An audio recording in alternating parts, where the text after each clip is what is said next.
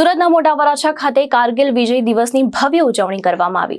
Sudama charitable trust દ્વારા આયોજિત કાર્યક્રમમાં નાયબ મુખ્યમંત્રી હર્ષ સંઘવી, આરોગ્ય મંત્રી પ્રફુલ પાનસેરિયા સહિત અનેક આગેવાનો ઉપસ્થિત રહ્યા હતા। સુરતના મોટા વરાછા ખાતે સુદામા ચેરિટેબલ ટ્રસ્ટ દ્વારા કારગિલ વિજય દિવસ નિમિત્તે ભવ્ય કાર્યક્રમનું આયોજન કરવામાં આવ્યું હતું।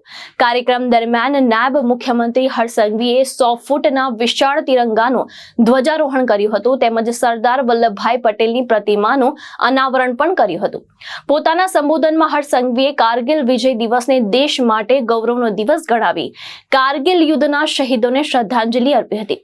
તેમણે કહ્યું કે દેશના જવાનો સરહદ પર અડગ રહીને ફરજ બજાવે છે, તેથી જ દેશના નાગરિકો સુરક્ષિત જીવન જીવી રહ્યા છે।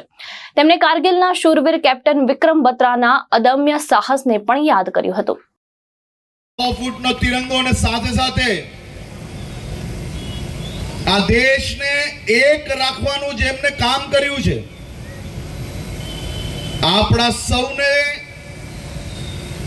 જે રોજ બે રોજ જેમના વિચારો આપણે સૌને પ્રેરણા આપે છે, એવી સરદાર સાહેબની પ્રતિમા બી આ વિસ્તારમાં ખાસ કરીને મૂકવામાં આવી છે।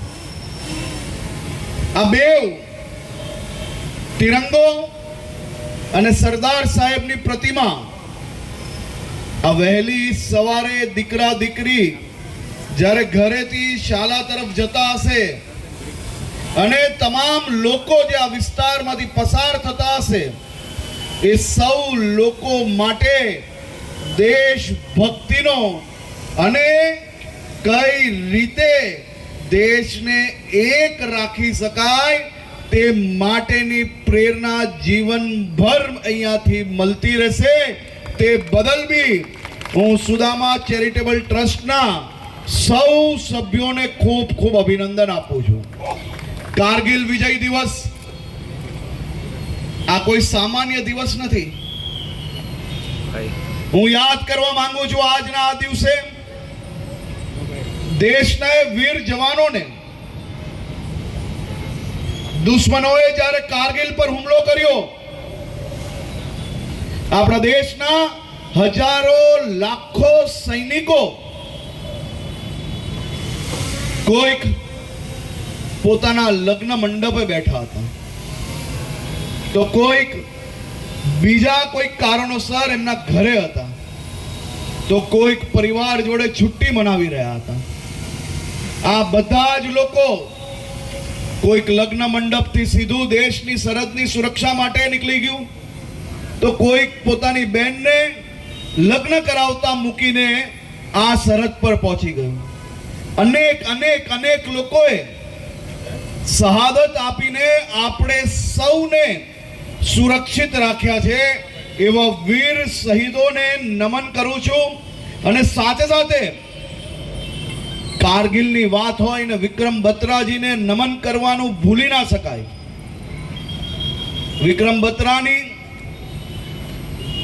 એ વાત આજે આજની પેઢીને પ્રેરણા આપે છે। કોઈક એમના મિત્રને એમને એવું કહ્યું હતું, યા તો તિરંગા લહેરા કે આऊंगा યા તો તિરંગા में લપટ કે આऊंगा।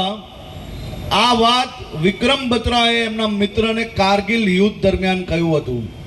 આવા દેશભક્ત જ્યારે દેશમાં હોય ત્યારે આપણે સૌ અહીંયા બેઠેલા સામાન્ય નાગરિક જે શાંતિથી જીવી શકે છે ને, તેનું સૌથી મોટું કારણ સરહદ સુરક્ષિત રાખવા માટે આપણી BSF, આર્મી, નેવી, એરફોર્સ, દરેક રાજ્યની પોલીસો આ બધા સાથે મળીને કામ કરે છે। ત્યારે આપણે સૌ લોકો આઝાદીથી આપણું જીવન જીવી શકીએ છીએ।